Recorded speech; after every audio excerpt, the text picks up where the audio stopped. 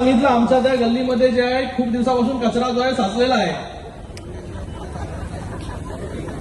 तुला सांगतो मी. मग आयुक्त महोदयांना तिथूनच फोन केला आणि आयुक्त महोदयांना त्या गल्ली अशी परिस्थिती सामंत साहेब आज जी आहे ही लोकप्रतिनिधी त्या ठिकाणी निर्माण केलेली आहे. प्रत्येक लेवलवरती हे आहे का चालू वेगवेगळ्या म्हणजे स्विमिंग पूल. हा जो स्विमिंग पूल आहे आपण आता जिथे उभा आहोत जिथे बंदिस्त सभागृह आहे तिथे पहिलं जे आहे हे स्विमिंग पूल बांधणार आहोत आपण आणि नंतरच हे स्विमिंग पूल जे आहे हे बंद करणार जेणेकरून लोकांना कुठलाही त्रास जो आहे तो इथे येणार नाही.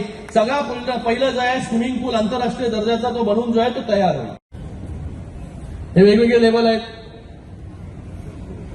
पार्किंगची व्यवस्था जी आहे 360 गाड्या ज्या आहेत या इकडे पार्किंग होऊ शकतात एवढी मोठी पार्किंग फॅसिलिटी जी आहे ती आपण इथे करतो. निवासी भागातील वेगवेगळे रस्ते 100 कोटीचे आपण झाले. त्याचबरोबर या कल्याण डोंबिवलीमध्ये आपण हॉस्पिटल करतोय.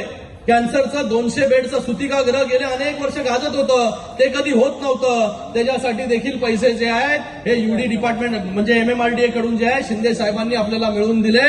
तर असं एकूण जर बघायला गेलं तर 7-8 हजार कोटीची कामं जी आहेत ज्यासाठी आपण मला निवडून दिलं त्यासाठी जे आहे पहिल्या दिवसापासून आज मी काम करतोय. हे फक्त कल्याण डोंबिवलीचं झालं. कल्याणचे वेगळे विषय आहेत, उल्हासनगरचे वेगळे विषय आहेत, अंबरनाथचे वेगळे विषय.